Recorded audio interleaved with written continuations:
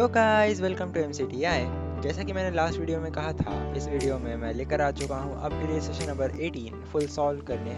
Let's ठीक है। Begin without wasting any single time. तो सभी वीडियोस को चेकआउट करके यहाँ हम आ चुके हैं अपने फर्स्ट नॉलेज चेक में, जिसमें टोटल 5 क्वेश्चंस है। Let's begin with the first question guys.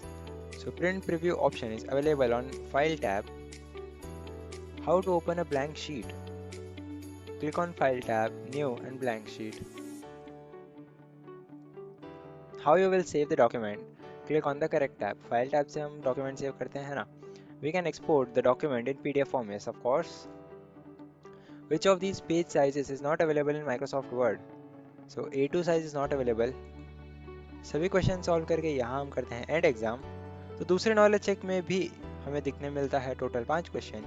अच्छी बात है, चलो शुरू करते हैं। Which group you will select to clear the format and apply font style?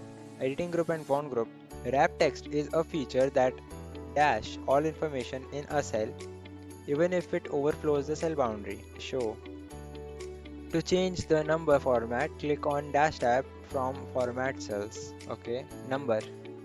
To change the font size of the text, we can click on dash tab and dash group. Home tab font group. You need to apply font style to your text. Which steps you will follow? First option सही है, तो चलिए end exam करते हैं. So here we go with our simulation questions. Total 4 questions है. Let's begin.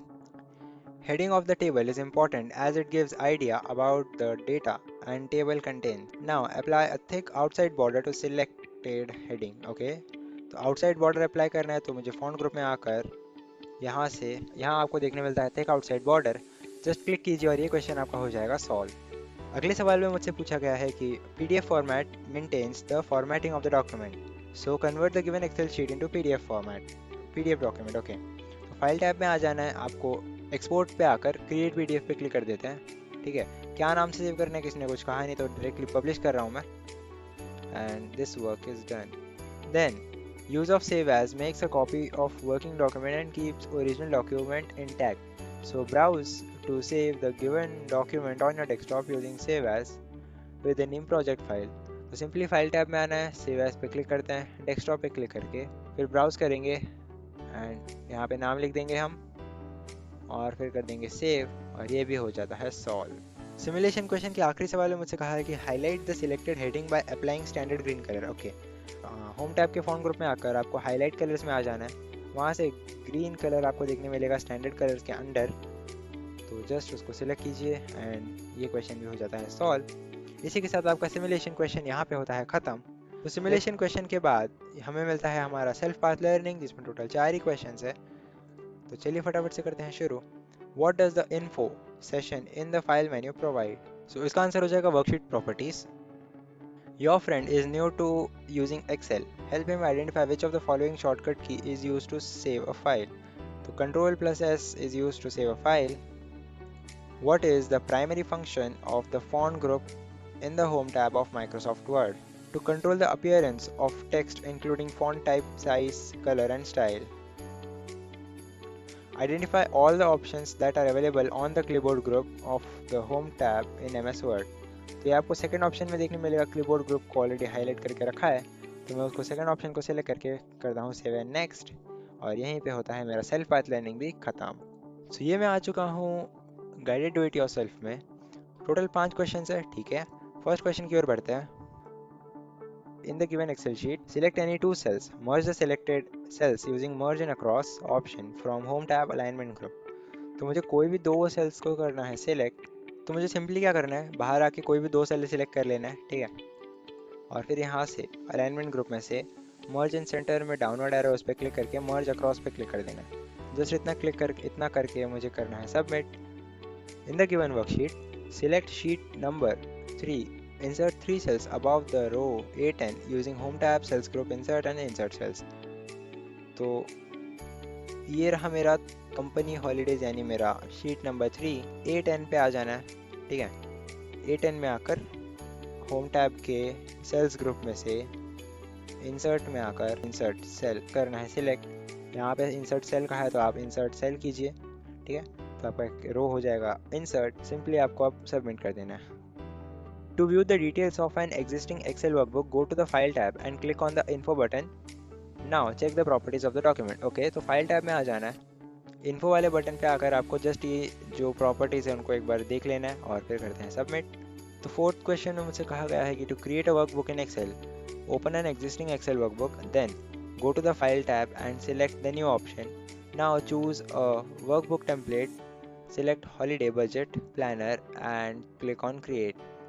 तो मुझे file tab में आ जाना है, न्यू वाले ऑप्शन में से यहाँ पर मुझे सर्च करना है हॉलीडे बजट प्लानर। ये मैंने टाइप कर दिया, अब मैं करता हूँ सर्च, ये आ गया। अब इसको मुझे क्लिक करके करना है क्रिएट और ये करने के बाद करता हूँ मैं सबमिट।